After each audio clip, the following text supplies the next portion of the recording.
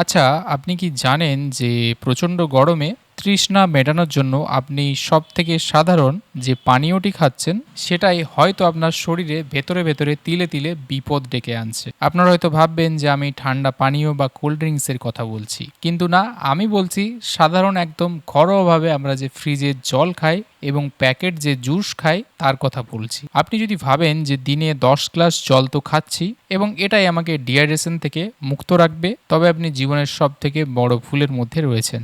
জল খাওয়ার সঠিক নিয়ম এবং সঠিক ইলেকট্রোলাইট ব্যালেন্স না জানলে আপনার শরীর শুধু জল ধরে রাখতে পারবে না, বরং আপনার কিডনি এবং হৃৎপিণ্ডের উপরে চাপ তৈরি করবে। আজকের এই গাইডে সেই জন্য আমরা যেটা খুবই সাধারণভাবে ইউজ করে থাকি যে ওআরএস, সেটা ছাড়াই এমন 7টি প্রাকৃতিক উপাদানের কথা বলবো যা আপনার শরীরকে বিশেষ করে গরমকালে ডিহাইড্রেশনের হাত থেকে বাঁচাবে এবং শরীরকে শীতল রাখতে সাহায্য করবে। একজন চিকিৎসক হিসেবে প্রায় দিনই এই গরমকালে মাঝে মধ্যেই দেখি যে বেশ কিছু পেশেন্ট আছেন যাদের অভিযোগ থাকে, ডাক্তারবাবু সারাদিন তো জল আমি ঠিকঠাক খাচ্ছি, মোটামুটি প্রায় 3-3.5 লিটার জলও আমি খেয়ে ফেলছি, কিন্তু তারপরও মাঝে মধ্যে দেখছি মাথা ঘুরছে, শরীর দুর্বল মনে হচ্ছে। এবং এর মূল কারণ হলো যে ডিহাইড্রেশন মানে যে শুধু জলের অভাব তা না। আমাদের এই ধারণাটা একটু ভুল রয়েছে যে আমরা ভাবি যে ডিহাইড্রেশন মানে শুধুমাত্র জলের অভাব। এক্ষেত্রে জলের সঙ্গে সঙ্গে কিছু কিছু জিনিস রয়েছে যেগুলোরও অভাব ঘটে, যেমন সোডিয়াম, পটাশিয়াম এবং ক্লোরাইডের মতো প্রয়োজনীয় ইলেকট্রোলাইট। এগুলোর ভারসাম্যহীনতা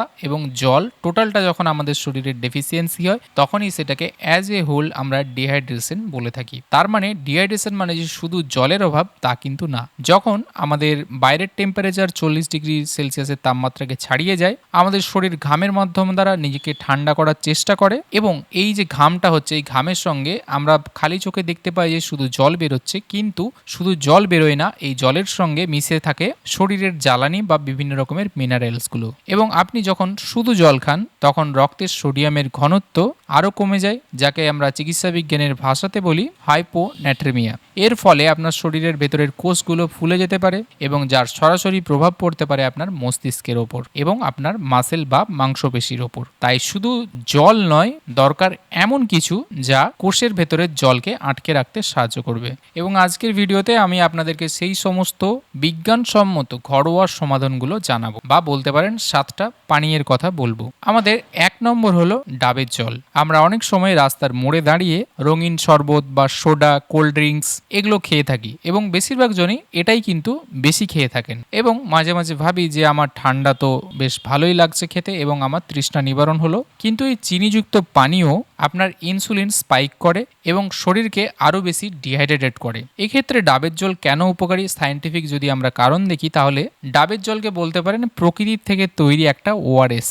এতে পটাশিয়ামের মাত্রা এতটাই বেশি বা বেশ ভালোভাবে থাকে যে আপনার হার্ট রেটকে স্বাভাবিক রাখতে সাহায্য করে। এর মধ্যে থাকে প্রাকৃতিক শর্করা এবং সাইটোকাইনিনস, যা আপনার এনার্জি লেভেলকে ওপরের দিকে রাখে। তাই এই বিশেষ করে যখন খুব গরমটা পড়ছে তখন চেষ্টা করবেন সকাল 11টা থেকে 12টার মধ্যে একটি ডাবের জল খাওয়া। এতে সারা দুপুরের মধ্যে রোদের মধ্যে থাকলেও আপনার ইলেকট্রোলাইটের ব্যালেন্স কিন্তু ঠিক থাকবে। আমাদের দ্বিতীয় পানীয় হলো বেলের শরবত। গরমকালে সব থেকে কমন প্রবলেম হলো পেটের সমস্যা, আমাশা। অনেকে ভাবেন যে আমি নিয়মিত যদি ইসবগুলের ভুসি বা এরকম টাইপের কিছু খাই তাহলে আমার পেট ঠিক থাকবে, কিন্তু তা সত্ত্বেও গরমকালে প্রবলেম হয়।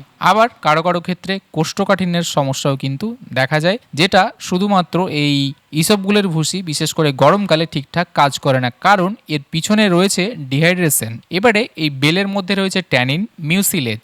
এগুলোর কাজ কি, অন্ত্রের দেওয়ালে একটি সুরক্ষা স্তর বা প্রোটেক্টিভ লেয়ার তৈরি করে এবং শরীরকে ভেতর থেকে ঠান্ডা করতে সাহায্য করে। বলা যেতে পারে প্রাকৃতিকভাবে আপনার শরীরের তাপমাত্রাকে নিয়ন্ত্রণ করে। চিনি ছাড়া বেলের শরবত তৈরি করুন। মূলত বেল থেকে যে পাল্প অংশটা সেটাকে বের করে নিতে হবে, তাতে হালকা আপনি বিট নুন মেশাতে পারেন স্বাদের জন্য এবং এটা আপনার শরীরের টক্সিন বের করতে কিন্তু সাহায্য করে। মনে রাখবেন যাদের ডায়াবেটিস রয়েছে তারা বেলের শরবত খাওয়ার দিকে পরিমাণটাতে খেয়াল রাখবেন, খুব যাতে বেশি না হয়ে যায়। আমাদের তৃতীয় পানীয় হলো ঘোল বা বাটার মিল্ক। দুপুরের খাবারের পর টু বিকেল বা ওই সময়টা করে আমরা অনেকেই চা বা কফি খাই, কিন্তু কফি হলো ডাইউরেটিক বা মূলত আপনার শরীর থেকে যা আরও জলকে বের করে দেয়। দইয়ের ঘোল বা বাটার মিল্ক যেটা, সেটা সেরা হাইড্রেটিং এজেন্ট বলতে পারা যায়। এতে থাকে ল্যাকটিক অ্যাসিড এবং এর জন্য ব্যাকটেরিয়া আপনার অন্ত্রের মধ্যে যে স্বাস্থ্য বা হেলথ সেটাকে ভালো রাখতে সাহায্য করে এবং ডিহাইড্রেশনের কারণে অ্যাসিডিটি, জিআই প্রবলেম হওয়ার হাত থেকে আপনাকে বাঁচায়। 1 গ্লাস পাতলা টক দইয়ে ঘোলের মধ্যে আপনি সামান্য জিরে গুঁড়া, পুদিনা পাতা এবং সামান্য বিট নুন মিশিয়ে দুপুরের খাবার খাওয়ার ঠিক আধ ঘন্টা থেকে 40 মিনিট আগে পান করুন। চতুর্থ একটি ফলের কথা বলবো, সেটা হলো তরমুজের রস।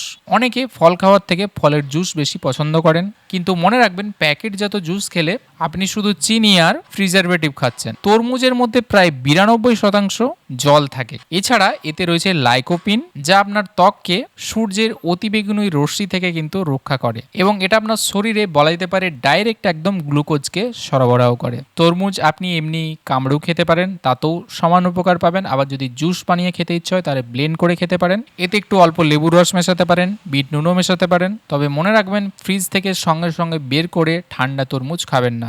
সাধারণ তাপমাত্রার তরমুজ আপনার শরীরের জন্য বেশি উপকারী। তবে আরেকটা ব্যাপারও খেয়াল রাখবেন, তরমুজ অত্যাধিক বেশি পরিমাণে খাবেন না, তাতে অনেক সময় একটু পেটের গন্ডগোল হওয়ার চান্স থাকে, তাই একটু বুঝে শুনে খাবেন। আমাদের 5 নম্বর পানীয়ের কথা বলবো, যেটা ডাবের জলের পর বলা যেতে পারে সেরা পানীয় এবং যেটা আমাদের সবার জন্য বানানো খুবই সোজা, সেটা হলো লেবু লবণের শরবত। ওআরএস আপনার হাতের কাছে ধরুন নেই, অনেকেই শুধু নুন চিনি মেশানো জল খান, কিন্তু তার সঠিক অনুপাত জানেন না। এবারে যখন এর মধ্যে লেবু আপনি দিচ্ছেন তখন ভিটামিন সি পাচ্ছেন, সাইট্রিক অ্যাসিড রয়েছে যা লিভারকে ডিটক্স করে, নুন অন্ত্রের মধ্যে সোডিয়াম এবং গ্লুকোজ ট্রান্সপোর্টারকে সক্রিয় বা অ্যাক্টিভেট করে, ফলে জল দ্রুত রক্তের সঙ্গে মেশে। 1 গ্লাস জলে হাফ চামচ বিট নুন নিতে পারেন, 1 চামচ মিষ্টতার জন্য মধু নিতে পারেন বা গুড় নিতে পারেন এবং মোটামুটি হাফ একটা পাতিলেবুর রস যতটা বেরোবে আপনি মিশিয়ে সেই পুরো গ্লাসের জলটা পান করতে পারেন। মনে রাখবেন সাদা চিনির বদলে গুড় বা যদি আপনি মধু একটু ব্যবহার করেন, তাতে চিনির যে ক্ষতিটা সেটা থেকে কিছুটা অন্তত আপনি নিজেকে বাঁচাতে পারবেন। আমাদের 6 নম্বর যে পানীয় সেটা হলো বার্লির শরবত, অথবা এক্ষেত্রে আপনি ছাতুও ইউজ করতে পারেন। বিশেষ করে কখন এটা ইউজ করবেন, আপনি হয়তো রোদে কাজ করছেন অনেকক্ষণ ধরে, আপনার মাংসপেশিতে দেখছেন টান ধরেছে বা পায়েতে আর জোর পাচ্ছেন না, এটা পটাশিয়াম এবং ম্যাগনেসিয়ামের ঘাটতির লক্ষণ। ছাতু বা বার্লিতে প্রচুর পরিমাণে ফাইবার এবং প্রোটিন থাকে। এটি শুধু আপনার যে তৃষ্ণা মেটাবে তা না, বরং শরীরকে দীর্ঘক্ষণ পেট ভর্তি থাকার যে একটা অনুভূতি বা ব্যাপার সেটাও কিন্তু এনে দেয় এবং ব্লাড সুগারকে স্থির রাখে। 2 চামচ ছাতু, ঠান্ডা জল বা প্লেন জল 1 গ্লাস সেটা নেবেন, কাঁচা লঙ্কা তার সঙ্গে নিতে পারেন এবং তার সঙ্গে পেঁয়াজ কুচি মিশিয়ে সেটাকে একটু অল্প করে লেবু নুন মিশিয়ে খেতে পারেন। এটা বলতে পারেন আমাদের ভারতের একদম ঐতিহ্যবাহী ন্যাচারাল ড্রিঙ্ক এবং যদি তার সঙ্গে আপনি ওজনও কমাতে চান তবে ছাতুর শরবতের কিন্তু বিকল্প নেই। এবারে চলে আসছে আমাদের শেষ পানীয়, সেটা হলো শশা ডিটক্স ওয়াটার। আমরা অনেক সময় তেষ্টা না পেলেও জল খাই না, এর ফলে বিকেলের দিকে মাথা ব্যথা বা মাথা যন্ত্রণার সমস্যা শুরু হয়। শশা এই ক্ষেত্রে আপনার জন্য খুব ভালো কাজ করবে। শশার মধ্যে রয়েছে সিলিকা, যা কোলাজেন তৈরি করে এবং এর মধ্যে থাকা বেশ ভালো মাত্রায় জল ধীরে ধীরে রক্তে মেশে, যা দীর্ঘস্থায়ী ডিহাইড্রেশন থেকে আপনাকে রক্ষা করে। বেস্ট হচ্ছে আপনি শশা কেটে সঙ্গে সঙ্গে টাটকা খেতে পারেন, অল্প একটু লেবু এবং তার সঙ্গে নুন মিশিয়ে। এছাড়া আরেকটা পদ্ধতি আছে, 1 লিটার জলে একটি শশার টুকরো, কয়েকটা পুদিনা পাতা এবং 1 টুকরো আদা ফেলে সারা রাত রাখুন। পরদিন সকালবেলা সেই জলটি অল্প অল্প করে পান করুন, 1 লিটার জল, এবং তার সঙ্গে যে শশার ফালি দিয়েছিলেন সেটাকেও খেয়ে ফেলুন। এই জল খাওয়ার ফলে আপনার ত্বক উজ্জ্বল হবে এবং চোখের নিচের কালো দাগও কিন্তু দূর হবে। সুতরাং এই ছিল 7টা পানীয়, যেটা বেস্ট আপনাদের জন্য ঘরেই পাবেন। তবে শুধু একটা পানীয় খেলেই হবে না, আপনাকে এই গরমের সময় কিন্তু এর সঙ্গে একটা সঠিক রুটিন মানতে হবে। যেমন ধরুন সকাল 6টায় ঘুম থেকে উঠেই প্রথমে 2 গ্লাস ঈষৎ উষ্ণ জল পান করুন। এটা আপনার মেটাবলিজম সিস্টেমকে অ্যাক্টিভেট বা চালু করবে। সকাল 9টার সময় যখন জল খাবার খাচ্ছেন তার সাথে শশা বা কোনো রসযুক্ত ফল রাখুন। দুপুর 12টা, এটা গরমকালের সময় সব থেকে বেশি টেম্পারেচার বেশি থাকে, তাই এই সময়টা বরাদ্দ রাখুন ডাবের জল অথবা লেবু শরবতের জন্য। দুপুর 2টো খাবারের পর বাধ্যতামূলকভাবে আপনি ঘোল খেতে পারেন, এটা শরীরের কোর টেম্পারেচারকে কমাতে সাহায্য করবে। বিকেল 4টের দিকে 1 বাটি তরমুজ খেতে পারেন অথবা এর বদলে পেঁপেও খেতে পারেন। আর রাত 8টা ডিনারের আগে পর্যাপ্ত জল খেয়ে নিন, যাতে ঘুমানোর সময় শরীর ডিহাইড্রেটেড না হয়। এবার একটি বিশেষ পানীয় স্পেশাল বলবো, যেটা আপনাদের জন্য অত্যন্ত উপকারী হবে, সেটা হলো আদা এবং মৌরি মেশানো জল। কিভাবে ব্যবহার করবেন, 1 লিটার জল লাগবে, তাতে 1 চামচ মৌরি এবং 1 টুকরো আদা ভালো করে থিতিয়ে নিন। তারপর এই জলটাকে ফুটিয়ে ফেলুন। এরপর জলটা ঠান্ডা করে ছেঁকে নিন। কেন এটা কার্যকর? মৌরি আপনার পেট ঠান্ডা করবে, আদা গরমে হওয়া হজমের সমস্যাকে দূর করবে এবং এই 1 লিটার জল আপনি চাইলে ফ্লাক্সে বা বোতলে করে বাইরেও নিয়ে যেতে পারেন। বাজারে যে কোনো সফট ড্রিঙ্কস, কোল্ড ড্রিঙ্কস বা স্পোর্টস ড্রিঙ্কস যেগুলো রয়েছে তার থেকে 1000 গুণে এটা ভালো। তাই আজকের আমরা এই আলোচনাতে শিখলাম ওআরএস ছাড়াও প্রকৃতি আমাদের আশেপাশে কি কি দিয়েছে, যেমন ডাবের জল ইলেকট্রোলাইটসের রাজা বলা যেতে পারে। দ্বিতীয় হচ্ছে বেলের শরবত, অন্ত্রের জন্য রক্ষা কবচ।